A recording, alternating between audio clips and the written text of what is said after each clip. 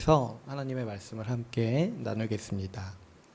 우리가 지난 시간에 이제 10장 1절부터 9장 끝부분이었죠. 그리고 10장까지 해가지고 이 자기의에 대해서 좀 이렇게 나누었어요. 자기의는 어떤 개념이었죠? 자기가 스스로 옳다고 여기는 태도라고 했어요. 그래서 우리가 보통 자기가 옳다고 여기려면은 자기의 뭘 보겠어요? 자기의 행동이나 자기 기준의 어떤 행동을 보겠죠. 그래서 이제 자기의는 보통 자기 행위를 자랑하고 자기 공로를 뽐내고 이런 모습으로 나타나고, 그래서 이제 이런 성경에 등장하는 율법주의 이런 것도 이런 자기의의 한 형태라고 했어요. 그래서 이제 이 자기가 옳다고 주장하니까 자기 행위를 자꾸 내미는 거예요. 그래서 그 행위에 미달하는, 자기만 알고 있죠. 자기가 어떤 기준으로 의롭다고 여기는지. 근데 그것으로 다른 사람을 판단하는 모습으로 이렇게 줄곧 나타난다라고 우리가 지난 시간에 이제 자기의를 살펴보면서 같이 얘기했어요. 바울이 말하는 것은 이 유대인들이 올바른 지식을 따르지 않아서 자기의를 세우려다가 하나님께 불순종했다라고 얘기하는 거예요. 그래서 우리는 이제 이 말씀을 잘 이해할 수가 있죠. 올바른 지식이라는 건 뭐예요? 올바른 지식은 여기서 이제 복음의 지식, 그 복음의 지식 중에 어떤 걸 얘기하는 거예요? 하나님께서 우리를 어떻게 의롭게 하시는가? 하나님은 우리의 어떤 공로나 우리의 어떠함이나 우리의 어떤 출생이나 이런 것들을 보시고 우리를 의롭다고 하시는 게 아니라 하나님의 의로서 우리를 의롭다고 하신다고 했어요. 그런데 그 하나님의 의가 뭐예요? 하나님께서 전적으로 그분이 그리스도를 통해 세우셔서 만드셔서 우리에게 주시는 선물과 같은 의, 그래서 우리는 공짜로 받는 의라고 했어요. 그래서 우리가 복음을 이해하고 복음을 안다는 것은 이 사실을 아는 거예요. 하나님이 우리에게 의롭다함을 공짜로 주시는구나, 은혜로 주시는구나, 우리는 그걸 받아들이면 되는구나. 이것이 우리가 이제 바른 지식을 이해할 때, 복음을 이해할 때 생각하는 생각들인 거죠.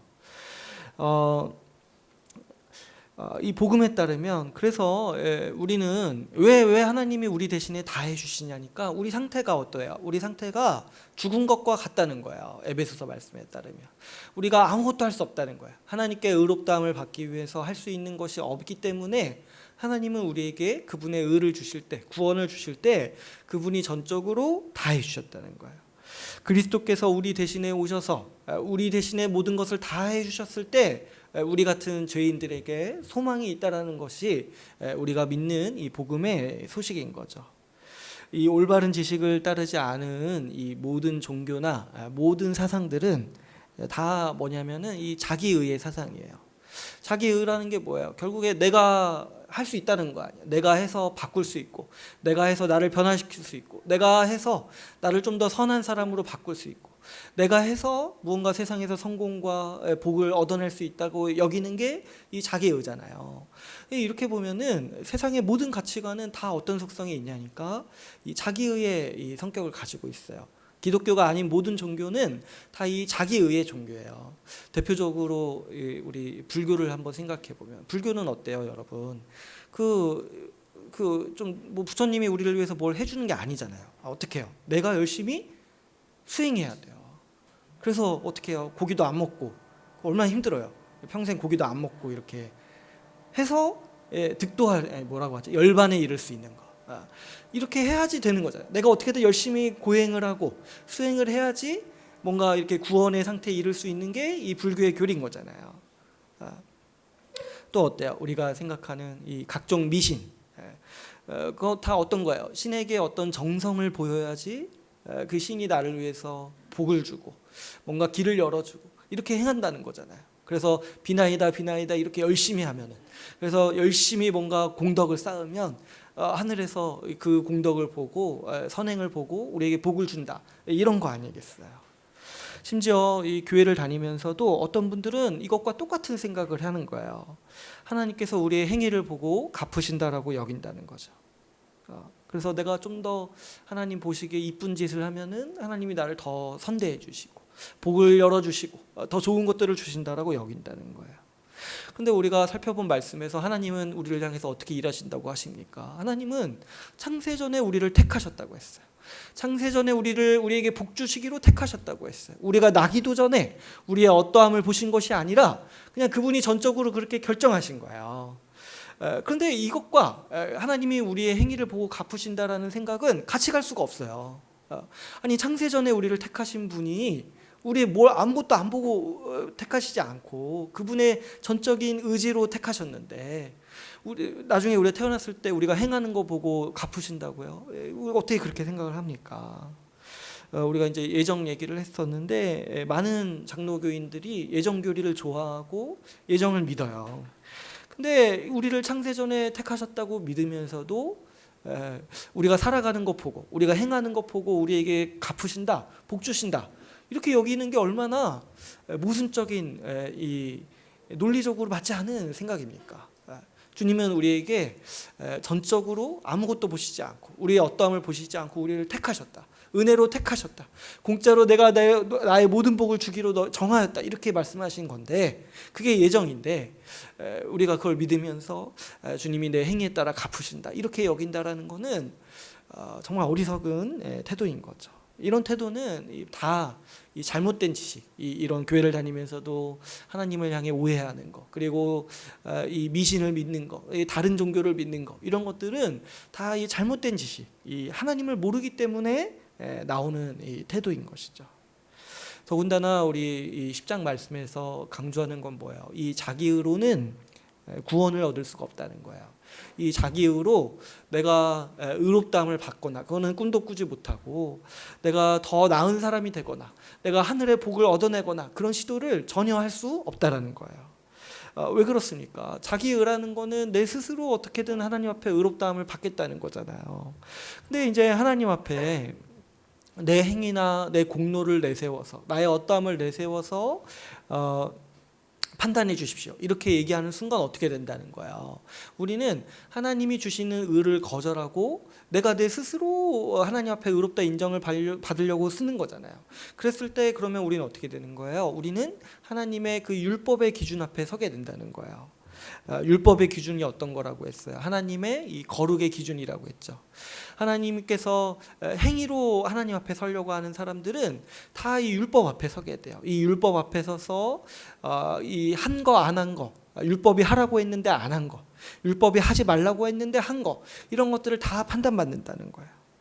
내가 어떤 선행을 했는데 그게 하나님 앞에서 인정받으려면 어떻게 해야 돼요? 마이너스가 없어야 되잖아요. 죄가 없어야 되잖아요. 나머지 모든 죄가 내 선행을 다 덮는데 어떻게 내가 몇 가지 행위를 했다는 이유만으로 하나님 앞에 복을 받을 수 있냐는 거예요. 그러니까 그런 식의 접근은 하나님 앞에서 심판밖에 없다라고 성경이 일관적으로 말하고 있는 거죠. 더군다나 이 자기의는 이 하나님께 정면으로 대항하는 태도라고 지난 시간에 나눴어요. 하나님은 어떠십니까? 우리를 긍휼히 여기셔서 그리스도를 통해서 세우신 의를 우리에게 은혜로 주신다고 했어요. 이게 하나님의 방법이고 이게 하나님께서 우리를 택하신 은혜라고 했어요. 그런데 이 자기의 태도는 어떤 거예요? 그 하나님의 방법을 무시하고 내가 해보겠다는 거잖아요. 하나님 됐어요. 저는 됐어요. 이렇게 하고 내가 해보겠다는 거잖아요. 나는 스스로 의롭게 될 수 있어요. 나는 스스로 주님이 주시는 복을 쟁취할 수 있어요. 나한테 복 안 주시고는 못 베기실걸요? 뭐 이렇게 하는 거 아니에요. 얼마나 이 교만한 태도입니까? 지금 하나님의 방법보다 자기가 더 능력 있다고 여기는 태도잖아요. 그러니까 이 자기의는 하나님을 향해서 정면으로 대항하는 아주 이 못된 태도인 것이죠. 그래서 이 신자는 어떤 사람이냐니까 신자는 이 자기의를 거부한 사람들이에요. 그러니까 하나님이 은혜로 우리가 우리의 자기의를 거부할 수 있는 사람이 되게 해주신 거예요. 누구나 자기의를 떠나는 사람, 그래서 자기의를 십자가에 못 박는 사람만이 예수 그리스도를 따라가는 거예요. 우리가 예수 믿을 때 우리는 우리 자신을 죄인으로 인정하죠. 하나님 앞에 죽어 마땅한, 내가 무엇을 했고 안 했고 상관없이 그냥 바로 오늘 이 자리에서도 하나님 앞에서 죽어 마땅한 죄인으로 자신을 인정한 사람만이 복음을 받아들이죠. 그리고 또 어때요? 하나님 앞에서 죽어 마땅한 죄인인 걸 자신을 인정한 다음에, 그 다음에 내가 내 그 죄에서 빠져나올 수 없다라는 거, 내가 내 죄에 대해서 철저히 무능력하다는 걸 인정한 사람만이 어떻게 한다고 했어요? 예수 그리스도의 의로우심, 예수 그리스도께서 우리에게 은혜로 주시는 의를 갈구하고 갈망하고 받아들인다고 했어요. 그래서 신자는 자기 의를 부인한 사람들이에요. 이미 자기 의를 부인했기 때문에 신자가 된 사람들이죠. 뿐만 아니라 신자는 평생토록 이 자기의와 싸우는 사람들이에요. 이 자기의가 얼마나 은밀하고 또 얼마나 집요하게 우리를 따라다니는지 지난 시간에 나누었죠. 이 자기의가 죄인의 아주 본성이에요. 죄인은 자기의를 가지고 있기 때문에 죄인인 거예요. 자기 스스로 하나님 앞에서 이 의롭다함을 받기를 원하기 때문에 죄인인 거예요. 그래서 우리가 평생 동안 신자로 살아갈 때 내 자신의 은밀한 자기의와 싸워야 되고 이런 것들과 부단히 부딪혀야 된다라고 지난 시간에 우리가 같이 나눴어요. 특별히 제가 생각해 봤을 때 이 자기의에 매몰된 사람이 나타나는 이 세 가지 증상이 있었죠. 먼저는 이게 이제 가장 크다고 생각해요. 다른 사람을 향한 무시. 다른 사람들을 왜 무시하는지 한번 곰곰이 생각해 보세요. 그 무시하는 근거가 뭔지 한번 생각해 보세요. 다 그냥 자기 행위 왜 아니에요? 나는 이렇게 하는데 저 사람은 못하니까 무시하는 거 아니에요? 나는 이 정도 해왔는데 저 사람은 그런 게 없으니까 무시하는 거 아니에요? 그러니까 다른 사람을 무시하고 함부로 대하는 태도에는 그 이면에는 항상 이 자기의가 있는 거예요. 이게 이제 가장 강력한 하나의 증상이라는 거죠. 또 뭐가 있다고 했어요. 이 자기 평판과 자기 성과에 집착하는 거. 그래서 이 일 중독으로 빠지는 거. 왜 그렇게 자기 성과에 집착하는 거예요? 뭔가 그걸 좀 내세우고 싶어서 아니에요? 뭔가 그것으로 자기를 좀 높이고 싶은 거 아니냐는 거예요. 또 뭐라고 했어요? 이 자기 사랑으로 나타난다고 했죠. 자기를 특별하게 여길 때 자기를 사랑하는 거예요. 그래서 이런 사람들의 특징이 뭐라고 했어요? 자기 주장을 꺾지 않는 거. 그리고 좀 감정적인 분들은 자기 감정을 꺾지 않는 거. 그 왜 꺾지 못하는 거예요? 내가 특별하다고 자꾸 생각하니까, 내가 소중하다고 자꾸 생각하니까, 내가 옳다고 자꾸 생각하니까 이 꺾지를 못하는 거죠. 그래서 우리가 이런 몇 가지 증상들을 좀 주의하고 또 이외에도 많이 있을 수 있어요. 근데 우리가 분명히 해야 될 것은 좀 내가 어떤 부분에서 이 자기의에 매몰되어 있는가 자신을 성찰하고 살펴야 한다라고 우리가 지난 시간에 같이 나눴습니다. 이 자기의를 부인하면서 살아가는 것이 바로 이 믿음으로 사는 길이에요. 오늘 우리가 읽은 이 본문을 보면은 오늘 본문에서는 특별히 이 믿음으로 얻는 의에 대해서 또 우리에게 몇 가지를 설명해주고 있어요. 우리 9절에서 10절, 우리 지난 시간에 또 같이 읽었었는데 9절에서 10절을 보시면은 이 같은 말씀을 반복해서 얘기하시는 거예요. 뭐라고 얘기하냐면 이 마음으로 믿고 입으로 시인하면은 구원을 받는다는 거예요. 그죠? 이 8절에서도 9절에서도 내 입으로 예수를 주로 시인하고 그리고 마음으로 믿으면 구원을 받으리라. 또 10절에서는 어때요? 사람이 마음으로 믿어서 의에 이르고 구원을 받고 입으로 시인해서 구원을 받는다.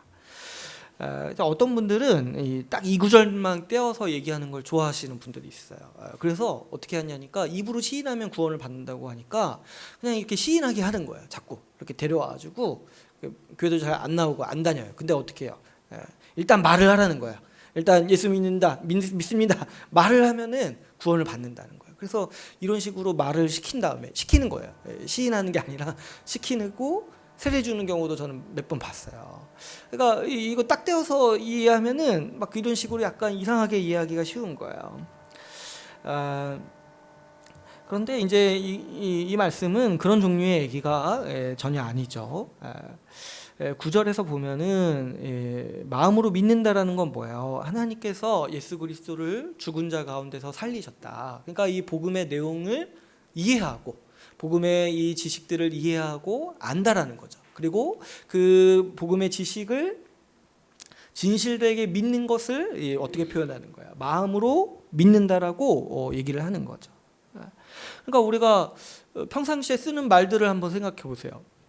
우리가 마음을 다해서 너를 사랑한다 이렇게 얘기할 때 뭐 대충 입으로만 사랑한다는 거예요? 아니잖아요. 마음으로 믿는다라는 거는 내 전심을 다해서 내 전 인격을 다해서 그것을 받아들인다는 거예요.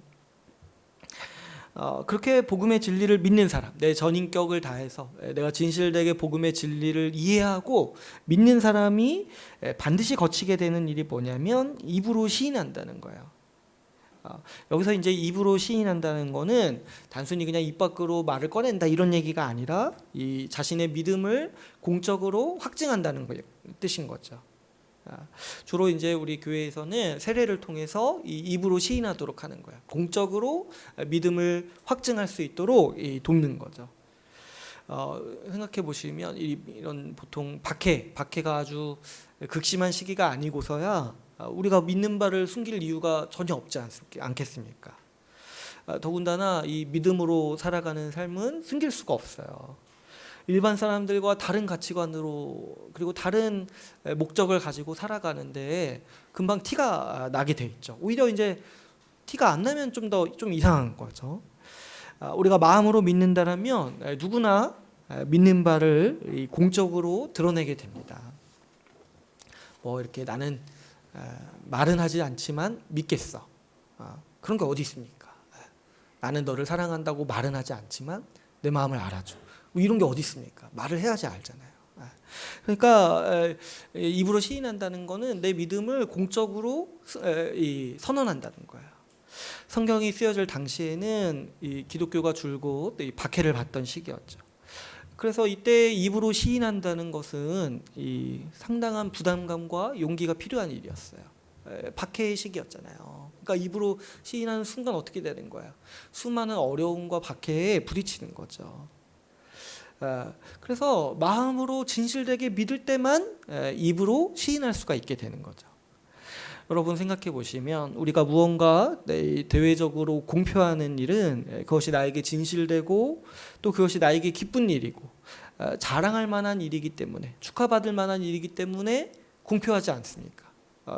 예를 들어서 뭐가 있겠어요? 뭐 결혼식 할 때 뭐 웬만하면 비밀리에 결혼 안 해요. 왜 그래요? 자랑스럽고 축하받을 만한 일이고 나에게 기쁜 일이잖아요. 뭐 돌잔치 이런 거 비밀리에 돌잔치 하는 거 들어보신 적 있어요? 뭐 비밀이니까 뭐 못 들어갔겠지만 아무튼 그런 거 우리가 비밀리에 하지 않잖아요. 자랑스럽고 축하받을 만한 일이고 역시 기쁜 일이니까 우리가 공적인 자리에서 이제 선언하는 거죠.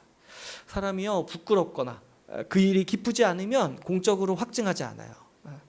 우리 믿음을 공적으로 확증하는 일도 마찬가지입니다. 마음으로 진실되게 믿는 사람이 이 복음이 기쁘고 그 믿음이 기쁘고 그 일이 자랑스럽기 때문에 다른 사람에 알리고 공적으로 확증하는 것이죠. 또 오늘 본문 말씀을 보면은 믿음으로 얻는 의에 대해서 말할 때 11절, 13절에서 또 이 반복해서 말하는 게 있어요. 그게 뭐냐면 누구든지 주의 이름을 부르는 자가 구원을 받는다는 거예요. 이제 여기서도 이 말씀을 대충 읽으면 누구든지 입으로 주님의 이름만 부르면 구원을 얻는다 이런 의미로 받아들일 수 있어요. 그래서 이것도 막 따로 떼서 얘기하시는 분들도 간혹가다 있는데, 근데 여기서도 그런 종류의 얘기를 하는 게 아니죠.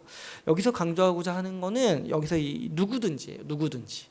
누구든지 복음을 믿으면 구원을 얻는다라는 거예요. 하나님께서 예수 그리스도를 믿는 사람을 구원하시기로 정하셨기 때문에 반드시 필연적으로 따라오는 은혜가 있어요. 그게 뭐냐면 누구든지 구원을 받는다는 거예요. 누구든지. 하나님께서는 사람의 공로나 어떠함을 의존해서 구원하지 않으시고 인종이나 어떤 구분이나 어떤 이제 죄의 무거움이나 가벼움이나 이런 것들을 막론하고 어떤 사람을 구원하신다는 거예요. 누구든지 믿는 자, 오직 믿는 자를 구원하신다라고 정하셨다는 거예요. 이 은혜를 더 구체적으로 12절에서 이렇게 설명을 하고 있습니다. 12절을 우리 같이 한번 읽어볼까요? 10장 12절 같이 읽어보겠습니다. 시작. 한 분이신 주께서 모든 사람의 주가 되사 그를 부르는 모든 사람에게 부요하시도다. 아멘. 하나님께서요, 누구든지 예수 믿는 자를 그리스도의 의로 구원하시기로 정하셨기 때문에 우리 가운데 반드시 따라오는 은혜가 있는데 그게 뭐냐니까 차별이 없다는 거야. 그렇죠. 한번 생각해 보시면 유대인도 똑같이 예수 믿어서 하나님 백성이 되고 이방인인 우리도 똑같이 예수 믿어서 하나님 백성이 되는 거예요. 그러니까 유대인이나 이방인이나 하나님 백성 안에서 똑같다라는 거예요. 그래서 뭐예요? 차별이 없다라는 거예요. 그러니까 하나님 앞에서는 어떠한 차별이 없어요. 유대인이나 이방인 모두 이 그리스도 없이는 하나님 앞에서 똑같은 어때요? 똑같은 죄인이에요. 그런데 일단 예수 그리스도를 믿으면 어떻게 돼요? 유대인이나 이방인이나 다 똑같이 뭘 받는 거예요? 그리스도의 의를 받는 거예요. 그래서 그 똑같은 그리스도의 의를 가지고 있기 때문에 하나님 백성으로 서게 되는 거죠. 그러니까 일단 이제 하나님 나라 안에 들어온 사람들은 똑같은 지위를 가진다는 거예요. 왜냐? 그 사람이 여기에 들어온 것이 어떤 그 사람만의 공로나 그 사람의 어떤 신분이나 이런 걸로 들어온 것이 아니라 누구나 똑같이 예수 그리스도의 의로 하나님 나라에 들어오기 때문에 모두가 똑같은 지위를 갖게 된다라는 거죠. 그러므로 여기서 이제 반드시 따라오는 이 하나님 나라의 원리는 뭐냐니까 하나님 나라 안에서, 교회 안에서는 차별이 없다는 거예요. 모두가 똑같이 그리스도의 의를 가지고 있기 때문에 누가 나보다 높거나 누가 나보다 저급하거나 누가 나보다 더 1등 시민이거나 누가 나보다 못한 2등 시민이거나 이런 구분이 하나님 나라에서는 없다라는 것이죠. 만약에요, 누가 이제 교회 안에서 내가 저 사람보다 많이 섬기고 많이 봉사했으니까 내가 저 사람보다 좀 더 지분이 있고 뭐 이런 표현을 쓰나요? 내가 지분이 더 있다. 내가 지분이 더 있고 내가 저 사람보다 더 높고 교회의 권리가 더 있다. 이렇게 얘기하는 사람이 만약에 있다라면 이 사람이 이 말을 하는 순간, 이 생각을 가지고 있는 순간 가장 교회 안에서 낮은 자가 되는 거예요. 아니죠. 어떻게 보면은 이 사람은 어떻게 보면 교회 밖에 있는 사람이 되는 거예요. 왜 그래요? 지금 이 사람을 제외한 자기 지금 공로, 자기가 봉사해온 거, 자기가 지금 해왔던 어떤 행위들을 지금 주장하는 순간 어떻게 돼요? 그러면 그 사람은 그걸 가지고 판단하는 거잖아요. 근데 나머지 다른 사람들은 뭘 가지고 있어요? 예수 그리스도의 공로를 가지고 있어요. 그러면 이 사람이 저 사람보다 높다고 얘기하려면 내가 예수 그리스도보다 더 했습니다. 이 얘기를 할 수 있어야 돼요. 근데 그렇게 안 되잖아요. 그러니까 나머지 가만히 있는 다른 사람보다 훨씬 더 낮은 사람, 아니면 어쩌면은 저 교회 밖에 있는 사람으로 취급을 받게 된다는 거죠. 우리가 믿음으로 얻는 의를 깊이 생각해 볼 때 하나님은 우리를 구원하시기 위해서 이 믿음의 의를 주셨지만 또 우리가 또 깊이 생각해 보면 하나님은 또 한 가지 은혜를 우리에게 더하신 건데 이게 뭐냐니까 하나님은 차별 없는 공동체를 세우시기 위해서 이 믿음의 의를 우리에게 주신 거예요.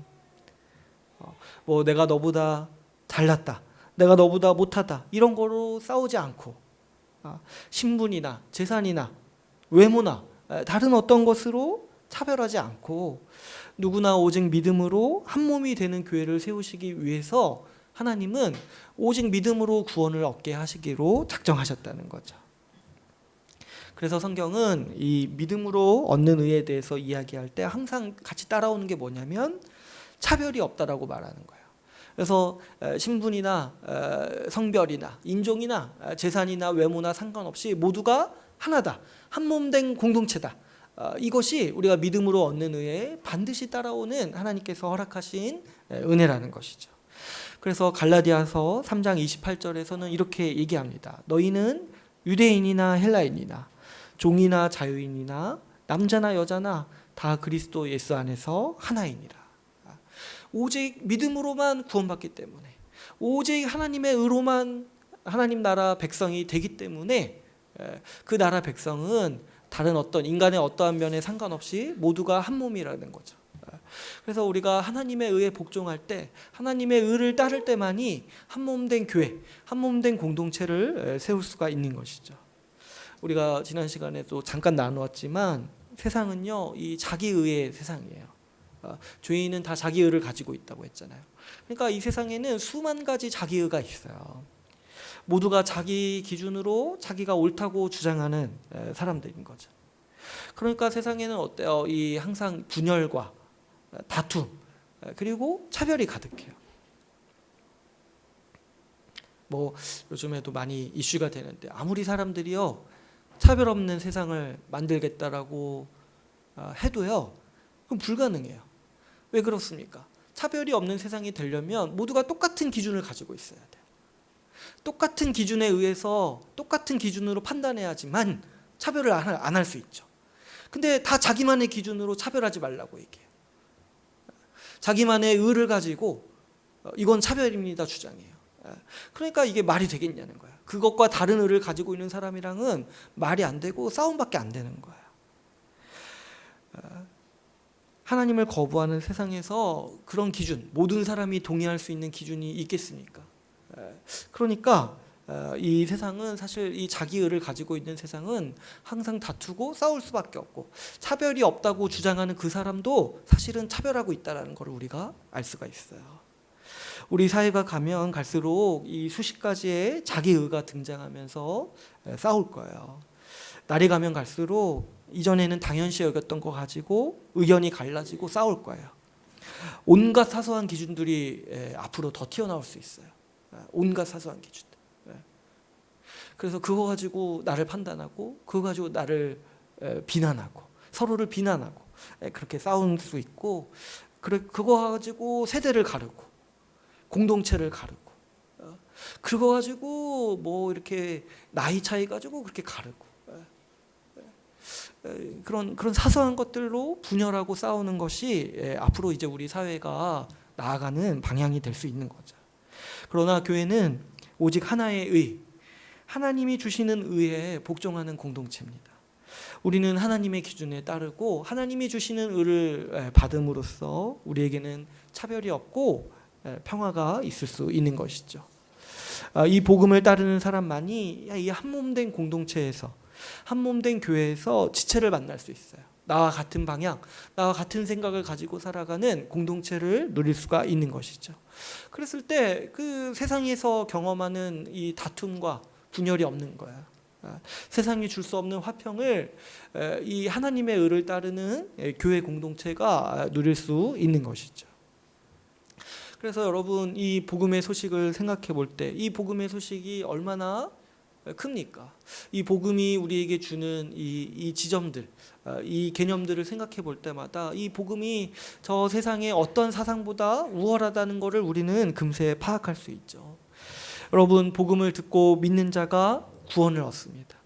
복음을 통해서 우리는 앞으로 어떠한 상황 가운데서 앞으로 어떤 세상이 올지라도 우리는 소망을 얻을 수 있어요. 이 복음으로 우리는 한몸된 지체를 만나서 세상에서 얻을 수 없는 평화를 얻을 수가 있죠. 복음을 받아들일 때 이 하늘에 속한 모든 신령한 복을 우리가 다 누리게 되는 거예요. 그래서 12절에서는 끝에서 이렇게 얘기하고 있는 거죠. 한 분이신 주께서 모든 사람의 주가 되사 그를 부르는 모든 사람에게 부여하시도다. 누구든지 복음을 믿기만 하면 하늘의 이 부요함, 하늘에서만 줄 수 있는 이 평강, 이 평화를 받아서 부요함을 누릴 수가 있다라고 오늘 말씀에서 우리에게 가르치고 있습니다. 그러므로 오늘 본문에서 강조하는 것은 복음 전하는 자가 필요하다라고 우리에게 얘기하고 있어요. 우리 14절, 15절을 같이 한번 읽어볼까요? 14절, 15절을 같이 한번 읽어보겠습니다. 시작. 그런즉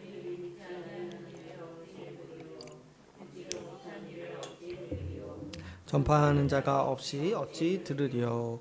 복음을 받지 아니하였으면 어찌 전파하리요? 기록된 바 아름답도다. 좋은 소식을 전하는 자들의 발이여 함과 같으니라. 하나님은요 누구든지 이 복음을 믿기만 하면 약속한 모든 하늘의 복을 주시기로 정하셨어요. 그런데 이제 말씀이 우리에게 지금 얘기하는 게 뭐냐면 듣지 않았는데 어떻게 믿겠냐는 거예요. 복음을 듣지 않았는데 어떻게 믿겠냐는 거예요. 우리가 또 오늘 본문에서 17절을 보면은 믿음은 들음에서 난다고 하죠. 그러니까 근데 여기서 이제 듣는다는 게 아무거나 듣는다는 게 아니라 뭐예요? 그리스도의 말씀을 들을 때 믿음이 생긴다는 거예요. 이 복음, 그리스도의 말씀, 그 복음을 들을 때 믿음이 생긴다는 거예요. 이 말씀이요 오늘날 우리에게 굉장히 중요한 말씀인데 왜 그러냐니까 어떤 분들은 이 믿음이 생기는 거 어쩔 때 믿음이 생기는가 이런 것들을 궁금해하세요. 특별히 이제 저도 예전에 부교육자 생활을 해보면은 어떻게 하면 자기 자식을 믿게 할 수 있을까 이런 거 이제 많이 너무 궁금해하셔서 막 저한테 오셔서 물어봐요. 어떻게 하면 내 자녀가 믿을 수 있습니까? 제가 예전에 중고등부 이렇게 수련회 이렇게 강사로 간 적이 있었는데 교사 선생님들이 자꾸 저한테 와서 하시는 말씀이 우리 아이들이 믿었으면 좋겠다는 거예요. 그래서 그 믿음을 위해서 뭔가 뜨거운 걸 경험해야 된다고 하시는 거예요. 그래서 막 뭔가 이렇게 뜨거운 체험을 해야지 믿음을 가질 수 있는 거 아니냐는 거예요. 그래서 막 저한테 그거 해달라는 거예요. 근데 제가 어떻게 합니까? 제가 어떻게 그거를 경험시킵니까? 어떻게 그 뜨거운 그걸 제가 어떻게 하냐는 거예요. 그거 너무 어려운 거 아니에요? 어떻게 하면은 그 하나님을 경험할 수 있습니까? 어떻게 하면 제가 하나님을 움직여서 어떻게 하면 체험하게 할 수가 있어요? 체험학습 이런 거 할 수 있냐는 거예요. 그 너무 어려운 거예요. 어떤 분들은 믿음이 어떻게 생기냐고 제가 그때 이제 이해한 게 사람들은요 믿음을 갖는다라는 게 어떤 기적을 체험해야지. 어떤 뭔가 뜨거운 감정이나 어떤 뭐라고 표현해야 되나? 어떤 뜨거운 열기를 느껴야지. 좀 하나님이 살아계신다는 걸 알고 믿음을 갖게 된다라고 이렇게 생각을 하는 거예요. 기적을 경험해야 되고 뭔가 감정적으로 고양돼야지만이 믿음을 갖는다라고 여긴다라는 거죠. 근데 사실 이걸 사람이 하기는 굉장히 어렵죠. 뭐 하나님이 해주실 수는 있어도 그거 어떻게 합니까? 그런데 사실은 그렇게 말하는 게 뭔지는 알겠지만 우리가 말씀을 통해서 분명히 알 수 있는 거는 그런 건 하나님이 정하신 방법이 아니라는 거예요. 나중에 우리도 뭐 어떤 분들 그런 생각 가질 수 있어요. 내 아이가 하도 안 믿으니까 뭔가 좀 어디 수련회 어디 가서 좀 이렇게 뭔가 체험을 하고 오면은 바뀌지 않을까. 그래서 맨날 저기 해외 보내서 뭐예요 그 뭐 단기 선교 이런 거 보내가지고 좀 사람이 바뀌어서 오지 않을까 이런 거 기대할 수 있어요. 그런데 하나님이 분명히 말씀하시는 건 뭐냐면 그건 하나님이 정하신 방법이 아니라는 거예요. 하나님께서 정하신 방법은 어떤 거예요? 복음을 듣고 그것을 이해하고 믿는 것 이 방법대로 하나님은 구원하시기로 정하셨다라는 거예요. 어떤 비상한 체험으로 믿음을 얻으려 하는 것 그것도 유심히 보면은 자기만의 방법으로 구원을 얻고자 하는 자기의에 지나지 않은 태도인 거죠.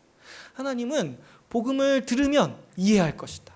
그리고 그 이해한 자가 믿음을 갖게 될 것이다. 이렇게 우리에게 말씀하고 계시는 거죠.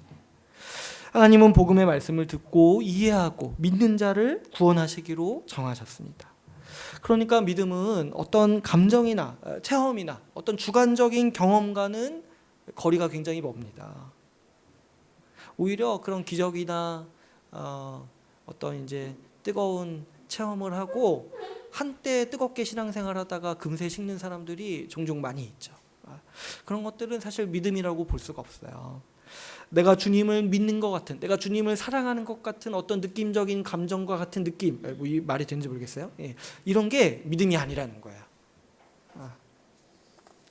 우리가 이야기를 듣고 이해하듯이, 사람의 말을 듣고 이해하듯이 복음을 듣고 믿는 일에는 어떤 지적인 작용이 필요해요. 지각이 필요해요. 그래서 듣고 이해하는 게 필요한 거예요. 마음으로 믿으려면 먼저 복음의 말씀을 지적으로 이해해야 돼요. 그리고 입으로 시인하려면 내가 의지적으로 이 복음의 진리에 기대어서 살아야 되는 거예요. 내가 이거에 확신이 있지 않고 내가 이 복음을 정말 이해하지 않고 전인격적으로 이해하지 않고 공적으로 내가 믿는다는 거 확증한다는 거는 불가능해요. 누구한테 떠밀려서 하는 뭐 그런 경우도 있다고 하지만은 일반적인 사람은 자기가 확신이 없는데 내가 공적으로 나는 믿는 사람이 되었습니다 이렇게 확증하는 게, 그래서 입으로 시인하는 게 어렵죠. 그러니까 우리가 지적으로, 그리고 내가 정말 심정적으로 이 복음의 진리가 진짜다, 이것이 진리다, 이것을 확신하는 사람만이 입으로 시인하는 사람이 된다라는 거죠. 그러면 우리 또 생각해 볼 지점이 있어요. 주님이 우리에게 들으시라고 전하시는 이 복음이 그러면 듣고 이해하기 어려운가 했을 때 그렇지 않아요. 오늘 말씀에서 지금 강조하는 바가 뭐예요?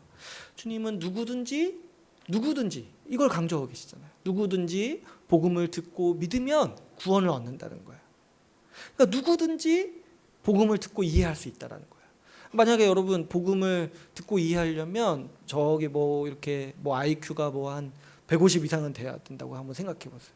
그러면은 하나님이 여기서 누구든지 이 말은 완전 좀 이렇게 뭔가 거짓말 아닙니까? 누구든지 IQ 몇 이상만 이해할 수 있다. 그런 게 아니라는 거죠. 하나님은 누구든지 복음을 듣고 이해할 수 있을 정도로 쉽게 이 복음의 진리를 계획해 놓으셨어요. 받아들이기만 하면 돼요. 이해하는 건 굉장히 쉬워요. 받아들이는 게 어려울 뿐이에요. 이해하는 거는 누구나 조금만 시간을 들여서 주의 깊게 들으면은 누구나 조금만 들어도 이해할 수 있는 것이 바로 복음의 진리인 거죠. 우리 지난 시간에 이 노뱀 사건에 대해서 얘기했잖아요. 하나님이 이 독사에게 물려서 신음하고 있는 백성들을 살리실 때 노뱀을 들어서 그걸 보는 자는 구원하시기로 하셨죠. 그러니까 그 보는 건 얼마나 쉬워요. 그런데 그 말을 믿는 게 중요한 거죠. 그러니까 복음의 진리도 마찬가지예요. 복음을 이해하는 건 굉장히 쉬워요. 그런데 그 복음에서 말하는 그 진리의 내용들, 내 자기 의를 부인하고 하나님이 주신 의를 받아들이는 그 내용을 의지하고 받아들이는 게 사실 힘든 거예요. 이해하는 건 굉장히 쉬워요. 그래서 8절 말씀에서도 이렇게 얘기하는 거예요. 그러면 무엇을 말하느냐? 말씀이 내게 가까워 내 입에 있으며 내 마음에 있다 하였으니 곧 우리가 전파하는 믿음의 말씀이라. 이걸 이해하는 게 얼마나 쉬우냐니까. 이 말씀이 우리와 너무 가까이 있다는 거예요. 복음이 우리와 너무 가까이 있다는 거예요. 그래서 그걸 그냥 붙잡기만 하면, 그냥 그 노뱀을 보듯이 보기만 하면 그것을 단번에 이해하고 받아들일 수 있다라고 말씀을 우리에게 말하고 있습니다. 사도 바울은 이렇게 우리가 믿음으로 얻는 의가 어떠한 모습인지 설명한 다음에 아까 이제 우리 9장부터 다뤘던 문제, 이스라엘은 그러면 어떤 거냐, 이스라엘은 왜 지금 이렇게 하나님 나라 밖에 머물러 있느냐, 이 문제를 잠깐 또 다루고 있어요. 먼저 어떻게 얘기를 해요? 그러면 이스라엘은 왜 지금 구원에서 떨어져 가고 있느냐 했을 때 먼저 이런 질문을 반문하는 거예요. 18절에 보시면은 이렇게 얘기하죠. 그러나 내가 말하노니 그들이 듣지 아니하였느냐? 그렇지 아니하다. 그 소리가 온 땅에 퍼졌고 그 말씀이 땅 끝까지 이르렀도다. 그러니까 이렇게 말하는 거예요. 그러면 이스라엘이 지금 복음을 듣지 못했냐 했을 때 사도 바울은 그게 아니라는 거예요. 오히려 복음을 너무 잘 들었다는 거예요. 생각해 보시면 예수님도 유대인이고 사도 바울도 유대인이에요. 가장 먼저 복음을 들은 사람들이 유대인들이에요. 그리고 가장 복음에 친숙한 사람들이 이 유대인들이에요. 그 사람들이 못 들은 게 아니라는 거예요. 오히려 뭐라고 얘기하는 거예요? 듣고도 부인하고 있다라고 얘기하는 거죠. 그리고 또 한 가지를 더 반문하죠. 19절에서 그러면 내가 말하노니 이스라엘이 알지 못하였느냐, 그러니까 복음을 듣고도 이해하지 못했는가, 이런 반문을 하는 거죠. 그랬을 때 그것도 아니라는 거예요. 지금 이제 두 구절을 인용하고 있는데 19절은 신명기 말씀이고 20절은 이사야 말씀이에요. 이제 동일한 얘기를 하고 있는데 뭐냐니까, 하나님께서 구약에서 이제 말씀하신 게 뭐냐면 이방인들, 그래서 하나님을 찾지 아니한 백성들을 내 백성으로 맞이하셔서 지금 원래 하나님께 선택받은 민족이라고 여겼던 유대인들 너희들을 부끄럽게 하겠다, 그리고 시기나게 하겠다, 이런 것들을 구약에서 이미 미리 먼저 말씀하셨다는 거예요. 그러니까 지금 유대인들은 이방인들이 하나님 나라에 들어오고 자기들이 쫓겨나고 있는 것처럼 보이는 이 상황, 이 상황을 누구보다도 왜 이런 일이 일어났는지 잘 이해할 수 있는 사람들이라는 거예요. 구약이 그것을 예언하고 있기 때문에. 그들은요, 이 구약을 잘 알고 있어요. 그래서 누구보다도 사실 이 복음의 말씀을 우리보다도 그들이 마음을 열기만 하면은 더 잘 이해할 수 있는 사람들이에요. 우리는 사실 신약에 친숙하다 보니까 신약의 어떤 표현들은 좀 이해하기 쉽지 않은 것들이 있어요. 왜 그러냐니까 다 그의 구약에 기반을 두고 있기 때문에 그래요. 근데 유대인들은 어때요? 어려서부터 구약을 배워왔으니까 그들이 복음을 더 우리보다 더 깊게 더 생생하게 이해할 수 있는 사람들인 거예요. 그래서 사도 바울은 그들이 이해하지 못하는 자들이 아니라는 거예요. 오히려 어떻게 하고 있다는 거예요. 누구보다도 먼저 듣고 누구보다도 잘 이해하고 있음에도 지금 거부하고 있는 사람들이라는 거예요. 주님이 우리에게 복음을 듣게 하신 일의 은혜를 생각해 보면 이 일이 얼마나 악한지 우리는 생각해 볼 수 있어요. 여러분 생각해 보시면 우리 모두는 주님을 떠났어요.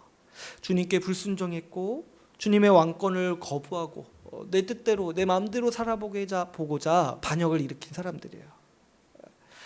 하나님은 그런 우리를 모두 멸망시키셔야만 했어요. 모두 멸망시키셔야 마땅한데 하나님이 딱 하나 참으신 게 한번 긍휼을 베푸시겠다는 거예요. 불쌍해 보이는 거예요, 우리가. 그래서 우리를 불쌍히 여기셔서 마지막으로 화해의 손길을 내미셨어요. 원래는 우리가 먼저 가서 용서해 주십시오 이렇게 빌어야 되는데 하나님이 그러지도 못하는 우리를 보고 불쌍히 여기셔서 화해의 손길을 내미셨어요. 그래서 찾지도 않은 자들에게 내가 나타난다. 나를 찾지 않은 자들에게 내가 내 손길을 내민다. 이렇게 표현을 하고 있는 거예요. 그게 바로 뭐냐니까 복음이에요. 복음. 주님은 비싼 대가를 치르시고 우리를 향해서 화해의 손길을 내미셨어요. 우리가 하나님의 뺨을 치고 떠났는데 하나님은 그런 우리를 찾아오셔서 다시 돌아오라고 손길을 내미시는 거예요. 그런데 사람들은 저마다의 이유로 그 하나님의 손길을 거부하고 있는 거예요. 하나님이 이렇게 복음으로 이 화해의 손길을 내미시는데 뭐 이렇게 얘기하는 거예요. 그건 내가 원하는 방식이 아니에요. 나는 좀 나중에 화해하고 싶어요. 나중에 오세요. 또 어떤 사람들은 어때요? 나는 화해할 마음이 없어요. 지금 이렇게 사람들이 그리스도를 거부한다는 게 이런 태도라는 거예요. 사람들은 온갖 방식으로 주님이 내미신 화해의 손길에 침을 뱉습니다. 21절을 보시면 하나님은 이렇게 말씀하시죠. 이스라엘에 대하여 이르되 순종하지 아니하고 거슬러 말하는 백성에게 내가 종일 내 손을 벌렸노라 하였느니라. 하나님은 계속해서 손을 벌리시고 계시는데 그래서 복음을 우리에게 듣게 하시고 전하고 계시는데 사람들은 이 화해의 손길마저 침뱉고 때리고 무시하고 있다라는 것이죠.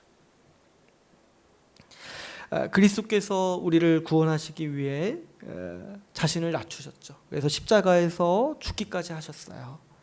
하나님 아버지께서도 우리를 구원하시기 위해 우리에게 먼저 화해의 손길을 내미시면서 자신을 낮추셨어요. 그런데 그 복음을 거부하는 사람들이 어떤 태도를 가지는가요? 그 하나님을 거부하는 거예요. 우리를 위해 낮아지시고 우리를 위해 자기를 그렇게까지 낮추시는 뭐 하나님이 지금 뭐 자존심 이런 거 있으시겠어요? 우리를 얻기 위해서 이렇게까지 낮아지셨는데 그런데 그 복음을 거부하는 사람이 하는 태도는 그 하나님의 호의마저도 거부하고 있다라는 거예요. 우리가 하나님께 짓는 가장 최악의 죄악이 바로 여기에 있습니다. 그리스도를 거부하는 행위만큼 하나님께 반감을 드러내는 죄가 없는 거예요. 하나님의 마지막으로 내미신 화해의 손길마저 무시하는 거잖아요. 그분이 우리에게 낮추셔서 우리를 불쌍히 여기셔서 우리를 위해 낮아지신 그분의 손길을 거부하고 있는 거잖아요. 그러므로 이 그리스도를 거부하는 불신앙이야말로 하나님 앞에서 가장 악독한 죄. 그래서 여러분 우리가 생각해 볼 때 이스라엘이 지금 구원받지 못하는 것은 하나님이 버리셨다거나 그를 선택하지 않았다거나 하는 그런 문제가 아니라는 거예요. 유대인이 구원받지 못하는 거는 예수 십자가 복음을 알고도 거부하는 그 완악함, 그 아주 끔찍하게 악독한 죄악에 있다라는 것이죠. 뿐만 아니죠. 누구든지 여기에 있어서 마찬가지예요. 누구든지 구원 얻지 못하고 하나님의 심판 아래에 있는 이유는 하나님이 내미신 이 구원의 손길, 복음을 믿지 않기 때문인 거예요. 우리가 예정을 얘기할 때 어떤 사람은 이렇게 얘기한댔어요. 하나님이 선택하지 않았기 때문에 우리가 구원받지 못합니다. 이런 말을 하는 사람들이 있다고 했어요. 그런데 성경은 그런 식으로 한 번도 말하지 않아요. 하나님이 선택하지 않으셔서 너는 구원 못 받아, 이렇게 말하지 않아요. 이건 사람이 할 수 있는 말이 아니에요. 왜 그래요? 하나님이 선택한 걸 사람이 어떻게 알아요? 그래서 성경은 일관되게 어떻게 말합니까? 예수 십자가 복음을 거절하기 때문에 하나님의 심판 아래에 있다라고 우리에게 말하고 있는 거죠.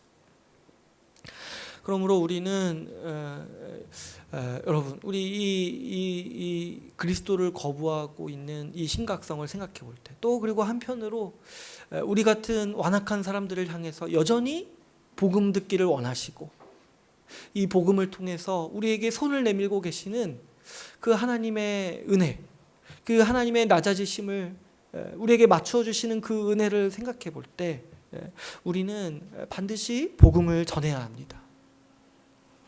우리는 하나님을 사랑하기 때문에 반드시 복음을 전해야 돼요. 여러분, 하나님은요 멸망과 심판을 원하시는 분이 아니세요. 지금 보세요. 하나님은 자기를 거부하는 자를 향해서 끝까지 화해의 손길, 구원의 손길을 내미신다라고 오늘 말씀을 우리에게 말하고 있어요. 하나님은 어떻게든 우리를 구원하시기 위해서 그리스도를 내어주셨고, 지금도 모든 사람들이 이 복음을 듣고 구원 얻기를 원하시는 것이 우리 하나님의 뜻이죠. 우리 하나님의 간절한 원하심이 뭐냐니까 사람들이 복음을 듣고 구원을 받기를 원하시는 거예요.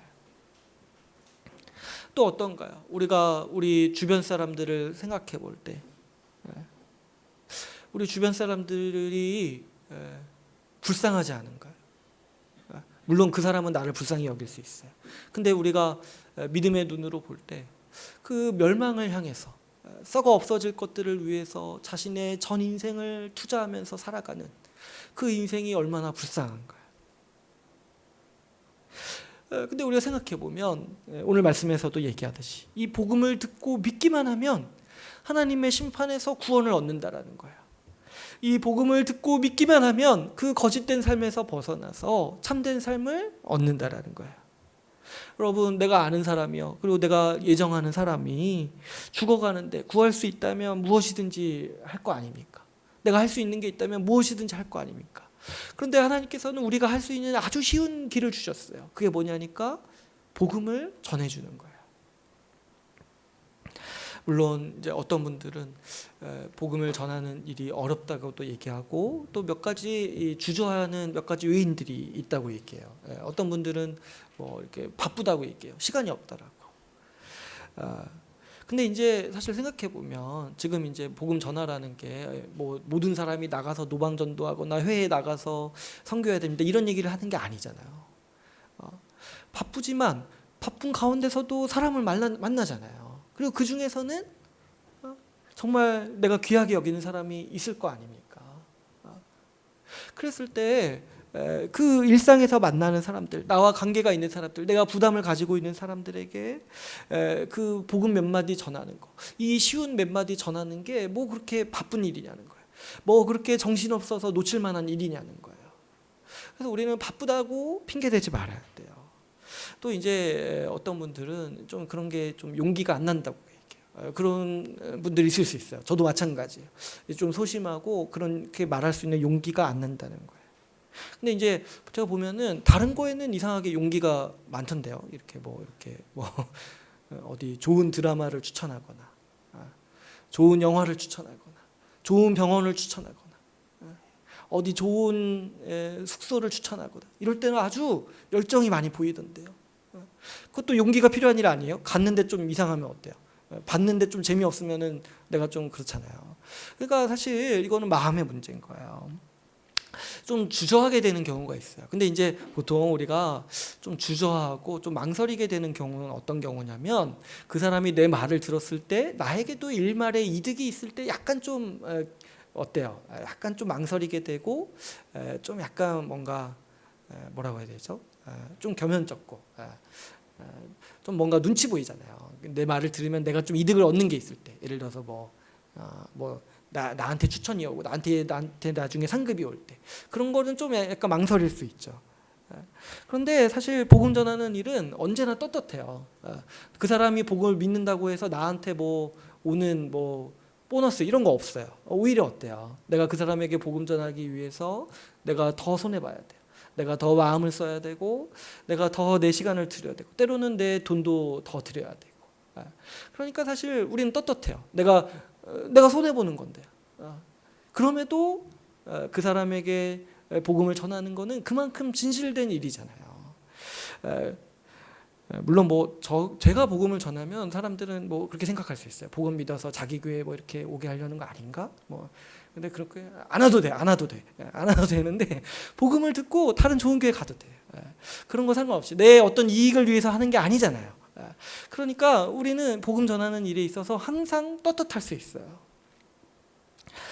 또 어떤 분들은 이런 얘기를 많이 해요. 내가 좀 말을 좀 잘 못하겠다. 설명을 좀 잘 못하겠다. 근데 이제 이런 분들도 오늘 말씀을 잘 생각해 보셔야 돼요. 복음이요 쉽다고 하셨어요. 그래서 이제 먼저는 잘 배우는 게 물론 중요하죠. 그런데 오늘 말씀에서 말하는 바가 뭐예요? 복음이 쉽다라는 거예요. 그리고 하나님은 이 복음 그 자체를 듣게 하심으로 우리를 구원하시는 거예요. 전하는 사람의 능력이나 재능이나 어떤 말솜씨는 전혀 상관없어요. 하나님은 그 복음 자체가 설득이 되게 하시는 거예요. 그래서 때로는 어떤 일들이 생기냐면 복음 전하는 자는 복음 전했던 사람이 나중에 배교하는데 그 사람한테 복음 들었던 사람은 신실하게 믿는 사람들도 있어요. 그러니까 그 사람은 내가 전하는 사람이 어떠한지 상관이 없어요. 하나님이 우리를 구원하시는 거는 그 복음의 내용 그 자체예요. 내가 그걸 잘 전하거나 내가 그 설명을 잘하거나 이런 거는 거의 상관이 없어요. 그러니까 이 복음의 능력이 있고 나한테 능력이 있는 게 아니에요. 근데 이 복음이 사람을 설득하는 거고 이 복음이 능력이 있어서 이 복음이 사람을 구원하는 거예요. 나는 그냥 가만히 있어서 가만히 그 복음을 전하기만 하면 되는 것이죠. 이외에도 여러 가지 주저함이나 어려움이 있을 수 있습니다. 이렇게 성격적으로나 좀 이렇게 수줍음이 많고 그럴 수 있어요. 근데 이제 어떤 분들은 제가 보면은 외향적이고 또 이제 줄곧 이렇게 대화를 잘 이어가고 말을 잘하시는 분들이 있어요. 그런 분들은 자기를 생각할 때 주님이 특별히 복음전도 많이 하라고 주시는 은사라고 생각하셔야 돼요. 저는 그런 성격이 얼마나 부러운지 몰라요. 그런 걸 가지고 있는 거는 정말 큰 은사예요. 내가 좀 이렇게 사람들한테 이렇게 허물없이 다가가서 말을 걸 수 있는 거. 그게 얼마나 큰 은사인지 저 같은 사람이 보기에 얼마나 큰 은사인지 몰라요. 저는 이 자리에 나와서 말하기까지도 굉장히 오래 걸리는 사람이에요. 근데 이제 어떤 분들은 보니까 말을 굉장히 잘하세요. 그냥 아무 내용이 없어도 그냥 말을 잘하세요. 근데 그게 왜 그렇게 주님이 그 사람을 그렇게 빚으셨냐면 더 복음을 많이 전하라고 그렇게 빚으신 거라는 거예요.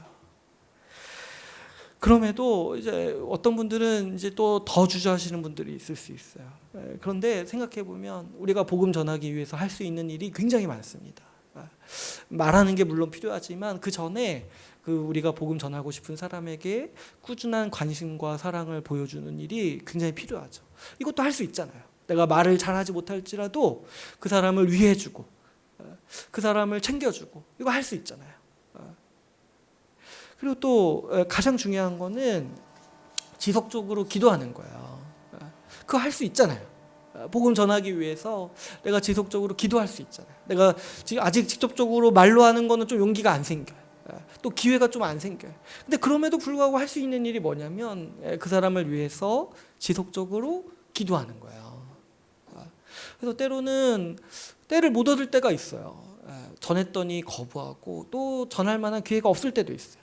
근데 그때라도 우리는 할 수 있는 일이 있어요. 우리가 지속적으로 기도하고 또 꾸준히 관심과 사랑을 보여주는 거죠. 또 어때요? 우리 요즘에는 또 좋은 이 자료들이 많죠.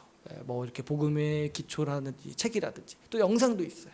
이런 것들을 선물해주고 한번 봐봐라, 정말 좋더라, 한번 봐봐, 이렇게 한번 추천해주고 이런 것도 할 수 있죠. 또 어때요? 우리 누룩선교회 같은 좋은 단체도 있잖아요.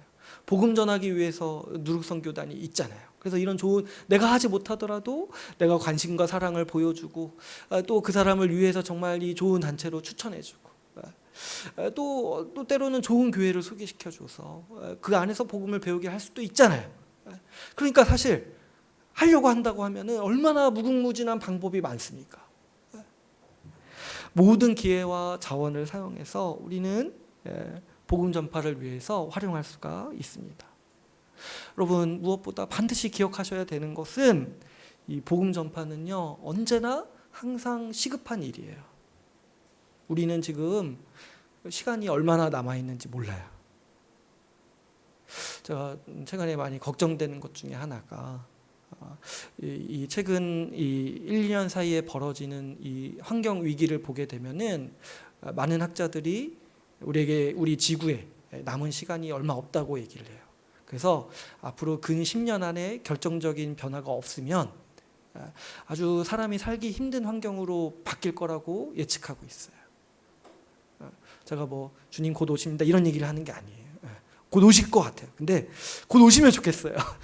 그 심각한 기후 위기 이런 것들을 맞이하면서 지내는 게 우리 아이들이 얼마나 살기 힘들까 생각이 드는 거예요. 이 기후 위기가요, 이거 딴 얘기라서 많이 하면 안 돼. 우리 식량에 영향을 준다는 거예요. 그래서 우리의 먹을 것들이 사라진다는 거예요. 벌써 이번 추석 때 여러분 물가를 한번 보세요. 이 기본 식료품들이 얼마나 가격이 뛰고 있는지. 내년에 또 똑같은 일이 벌어진다라면. 그리고 또 지금 우리가 경험하고 있는 이 코로나 상황도 사실 지금 지구 환경이 더 못 버틴다라는 거를 우리에게 계속해서 보여주고 있는 거잖아요. 그러니까 사실 여러분, 남는 시간이 어느 정도일지 우리는 몰라요. 복음 전할 수 있는 기회가 많지 않은데 또 놓치면 굉장한 후회로 남습니다. 제가 대학교 때 이 신입생 전도하려고 이 재학생 때 이 신입생 OT를 몇 번 간 적이 있어요. OT, MT 이런 거 몇 번 간 적이 있어요. 저는 사실 이렇게 낯을 좀 가리는 편이라서 제가 신입생 때는 제 OT를 안 갔어요.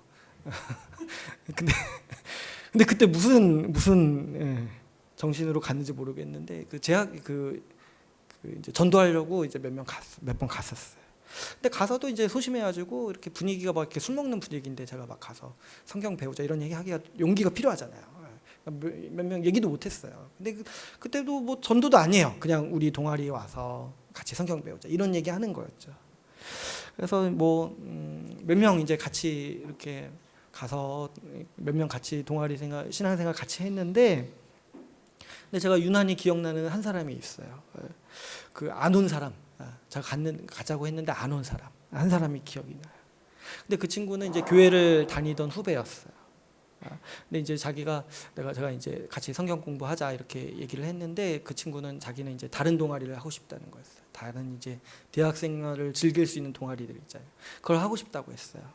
근데 그때 제가 어떻게 얘기했냐면 좀 이렇게 강하게 권유할 만한 용기가 없었어요. 그리고 좀 그냥 쿨해 보이고 싶었어요. 그래서 그래 그럼 그렇게 하라고 하고 헤어진 거예요.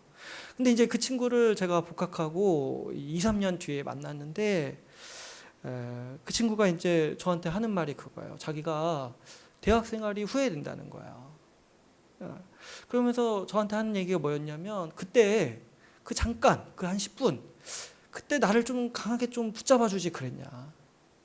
그때 성경 배우자고 나를 좀 더 강하게 붙잡아 주지 그랬냐. 내가 지금 너무 후회가 된다. 지금 신앙생활을 회복하고 싶어도 엄두가 나지가 않는다. 그렇게 저한테 지나가면서 그 얘기하고 갔던 후배가 지금도 생각이 나요. 저도 그 얘기를 듣고 얼마나 후회했는지 몰라요. 얼마나 제 성격을 후회했는지도 모르고 얼마나 제 적극적이지 못했던 그때를 얼마나 후회했는지 몰라요. 여러분 지금 좀 적극적으로 강하게 이야기해서 약간의 불편함을 느끼는 것이 이런 말 듣는 것보다는 훨씬 덜 불편하지 않겠냐는 거예요. 나중에 나 좀 그때 좀 알려주지 그래. 나 좀 그때 강하게 좀 강권해주지 그래야지. 이런 얘기 듣는 것보다는 그냥 지금 좀 더 집요하게, 지금 좀 강하게 얘기하는 게 훨씬 낫지 않겠냐는 거예요. 여러분, 우리에게 많은 시간이 있는 게 아니에요. 때로는 바쁘다고, 때로는 수줍어서 우리가 낭비하고 있는 수많은 기회들이 나중에는 치명적인 모습으로 우리에게 돌아옵니다. 그 사람이 망해가는 것을 본다거나,